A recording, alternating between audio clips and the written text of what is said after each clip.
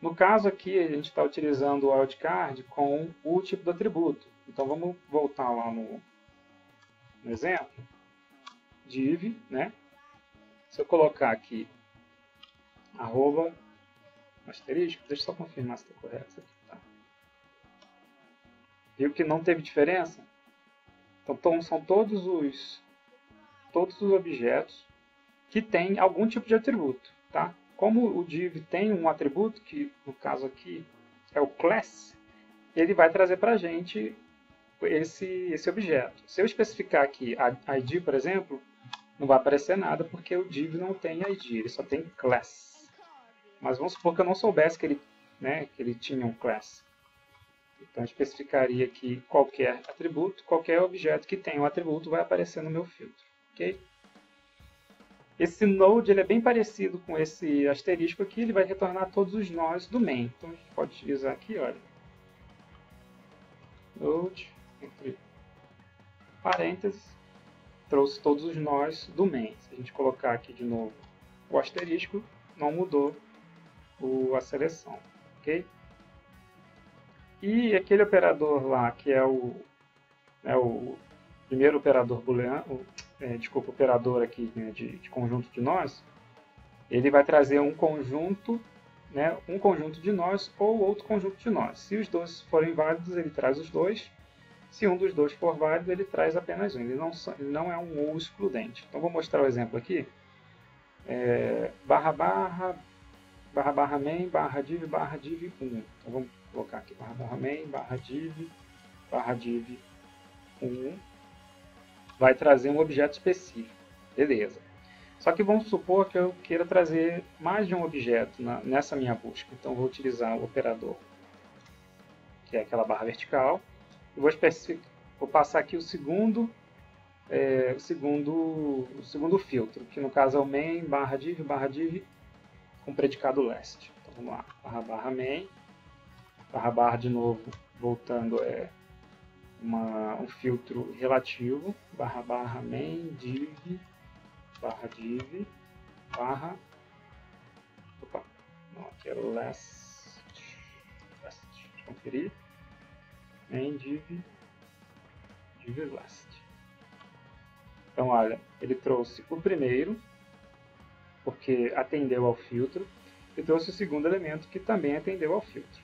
Se por acaso, vamos supor, eu colocasse um número que não existe, eu vou colocar 10 aqui. Como o primeiro filtro não atendeu, ele não trouxe nada, mas o segundo filtro atendeu, então ele trouxe o segundo filtro para a gente. Ok? Voltando aqui, ele vai trazer os dois. Tá?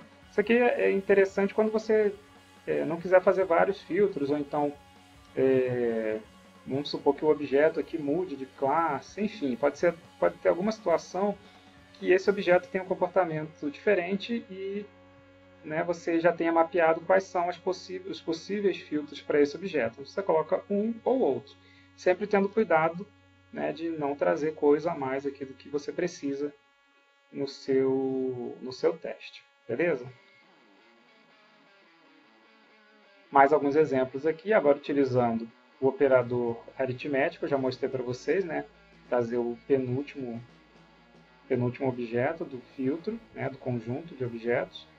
A gente consegue também trazer objetos por posição, também já mostrei, e aqui utilizando o operador de comparação menor e o outro operador aqui que é o igual. E agora, bem parecido lá com aquele ou, só que agora dentro do predicado, olha, a gente está dentro aqui dos colchetes, vou voltar aqui voltando aqui no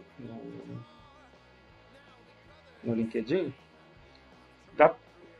vocês estão vendo que é o seguinte, aqui eu tenho um filtro e aqui eu tenho outro filtro, ok? Então eu tenho dois conjuntos de filtro. Esse operador aqui, AND e OR, ele vai ser utilizado dentro do predicado. Então olha só, aqui eu tenho um filtro apenas, isso aqui é um filtro apenas, com o predicado sendo com a operação dentro do predicado. Então não tenho dois filtros aqui. Vou mostrar esse exemplo aqui para vocês. Vamos lá. Main div barra position Position maior que 1. Beleza.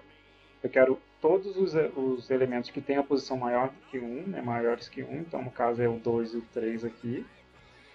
E, então, o I aqui eu vou restringir e posição